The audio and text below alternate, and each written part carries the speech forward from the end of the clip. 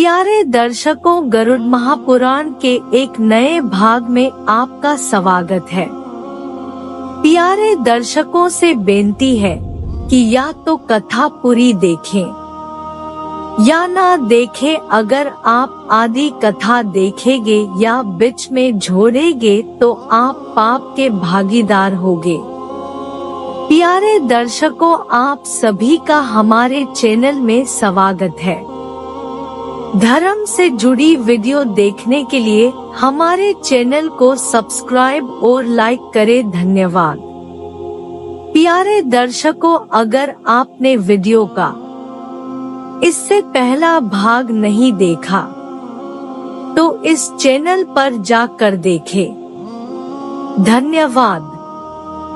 हम यह दुआ करते हैं कि प्यारे दर्शकों के ऊपर श्री हरि कृपा करे। सभी प्रेम से बोलो श्री हरि श्री हरि श्री हरि। हे गरुड़, सह मृत्यु की दशा में प्रत्येक वर्ष नवश्राद्ध एक साथ करना चाहिए। जिस मृतक का वार्षिक श्राद्ध से पूर्व सपिंडीकरण हो जाता है उसके लिए भी वर्ष भर मासिक श्राद्ध और जलकुंभ दान करना चाहिए। धन का बंटवारा हो जाने पर भी नवश्राद्ध, सपिंडन श्राद्ध और षोडश श्राद्ध करने का अधिकार एक ही व्यक्ति को है। हे कश्यप पुत्र, अब मैं तुम्हें नवश्राद्ध करने का काल बताऊंगा, उसको सुनो। हे पक्षिण, मृत्यु के दिन मृत स्थान पर पहला श्राद्ध करना चाहिए। उसके बाद दूसरा श्राद्ध मार्ग में उस स्थान पर करना चाहिए जहां पर शव रखा गया था। तदंतर तीसरा श्राद्ध अस्थि संचयन के स्थान पर होता है। इसके बाद 5वें, 7वें, 8वें, 9वें, 10वें और 11वें दिन श्राद्ध होता है। इसलिए इन्हें नवश्राद्ध कहा जाता है। ये नवश्राद्ध तृतीया, षोडशी कहे जाते हैं। इनको एकोद्दिष्ट विधान के अनुसार ही करना चाहिए। पहले तीसरे, 5वें, 7वें, 9वें और 11वें दिन होने वाले श्राद्धों को नवश्राद्ध कहा जाता है। दिन की संख्या 6 ही है, पर 6 दिन में ही नवश्राद्ध हो जाते हैं। इस विषय में ऋषियों के बीच मतभेद है, इसी कारण मैंने उनको भी तुम्हें बता दिया। श्राद्धों का जो योग रूढ़िगत रूप से है वही मुझे भी अभीष्ट है। किसी को नव शब्द का यौगिक अर्थ अभीष्ट है। आद्य और द्वितीय श्राद्ध में एक ही पवित्र देना चाहिए। जब ब्राह्मण भोजन कर चुके सुनो हो तो उसके बाद प्रेत को पिंडदान देना उचित होता है। वहाँ पर यजमान और ब्राह्मण के बीच प्रश्नोत्तर भी होना चाहिए, जिसमें यजमान ब्राह्मण से यह प्रश्न करे कि आप मेरी सेवा से प्रसन्न हैं। उसका उत्तर ब्राह्मण दे कि हाँ, हम आप पर प्रसन्न हैं। आपके उस मृत स्वजन को अक्षय लोक की प्राप्ति हो। हे पशुराज, अब तुम मुझसे एकोद्दिष्ट श्राद्ध के विषय में भी सुनो, जिसको वर्ष पर्यंत करना चाहिए। सपिंडीकरण के बाद में किए जाने वाले षोडश श्राद्धों का संपादन एकोद्दिष्ट विधान के अनुसार ही होना चाहिए, किंतु पावन श्राद्ध में उक्त नियम का प्रयोग नहीं होता है। जिस प्रकार से प्रत्येक वर्ष में होने वाला प्रत्यब्द श्राद्ध होता है, उसी प्रकार उन षोडश श्राद्धों को भी करना चाहिए। एकादशा और द्वादशा में जो श्राद्ध किया जाता है उन दिनों में स्वयं प्रेत भी भोजन करता है। अतः स्त्री और पुरुष के लिए जो पिंडदान इन दिनों में दिया जाए उसको अमुक प्रेत के निमित्त दिया जा रहा है, ऐसा कहकर पिंडदान देना चाहिए। सपिंडीकरण श्राद्ध होने के पश्चात प्रेत शब्द का प्रयोग नहीं होता है। 1 वर्ष तक घर के बाहर प्रतिदिन दीपक जलाना चाहिए। अन्न, दीप, जल, वस्त्र और अन्य जो कुछ भी वस्तुएं दान में दी जाती हैं, वे सभी सपिंडीकरण तक प्रेत शब्द के संबोधन से संकल्पित होने पर ही प्रेत को तृप्ति प्रदान करती है।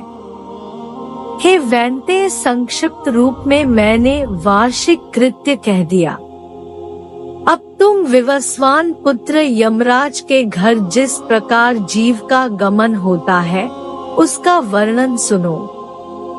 हे अरुणानुज, त्रयोदशा अर्थात 13वें दिन श्राद्ध कृत्य एवं गरुड़ पुराण के श्रवण के अनंतर वह जीव तुम्हारे द्वारा पकड़े गए सर्प के समान यमदूतों के द्वारा पकड़ लिया जाता है और पकड़े गए बंदर के समान अकेला ही उस यमलोक के मार्ग में चलता जाता है। उसके बाद वायु के द्वारा अग्रसारित वह जीव दूसरे शरीर में प्रविष्ट होता है। दूसरे शरीर में जाने के पूर्व का जो शरीर है वह पिंडज दिए गए पिंडों से निर्मित है। दूसरी योनियों का शरीर तो पितृ संभव माता पिता के रजवीर्य से उत्पन्न होने वाला होता है। इन शरीरों के प्रमाण, वय, अवस्था एवं संस्थान, आकृति विशेष आदि श्राद्ध करने वाले की श्रद्धा एवं देह प्राप्त करने वाले के कर्मानुसार होते हैं। प्रमाणतः यम और मर्त्यलोक के बीच 86,000 योजन का अंतराल है। वह जीव प्रतिदिन अधिक से अधिक 247 योजन और आधा कोस का मार्ग तय करता है। इस प्रकार उस जीव की यात्रा 348 दिनों में पूरी होती है। इस यमलोक की यात्रा में जीव को यमदूत खींचते हुए ले जाते हैं। जो प्राणी अपने जीवन भर पाप में अनुरक्त थे, उनको इस मार्ग जो कष्ट भोगना पड़ता है उसको विस्तार पूर्वक सुनो। मृत्यु के 13वें दिन वह पापी यमदूतों के कठोर पाशों में बांध लिया जाता है। हाथ में अंकुश लिए हुए क्रोधावेश में तनी हुई भावों से युक्त दंड प्रहार करते हुए यमदूत उसको खींचते हुए दक्षिण दिशा में स्थित अपने लोक को ले जाते हैं। यह मार्ग कुश, कांटों, बाबियों, कीलों और कठोर पत्थरों से परिव्याप्त रहता है। कहीं कहीं उस मार्ग में अग्नि जलती रहती है और कहीं कहीं सैकड़ों दरारों से दुर्गम भूमि होती है। प्रचंड सूर्य की गर्मी और मच्छरों से परिव्याप्त उस मार्ग में प्राणी सियारों के समान विभत्स चीत्कार करते हुए यमदूतों के द्वारा खींचे जाते हैं। यमलोक के दारुण मार्ग में पापी जाता है और शरीर के जलने के कारण अत्यंत क्षीणता को प्राप्त होता है। अपने कर्मानुसार विभिन्न जंतुओं के द्वारा अंगों के खाए जाने, भेदन एवं छेदन किए जाने के कारण जीव अत्यधिक दारुण दोह प्राप्त करता है। हे ताक्ष्य, जीव अपने कर्मानुसार दूसरे शरीर को प्राप्त करके यमलोक में नाना प्रकार का कष्ट भोगता है। यमलोक के इस मार्ग में 16 पुर पड़ते हैं।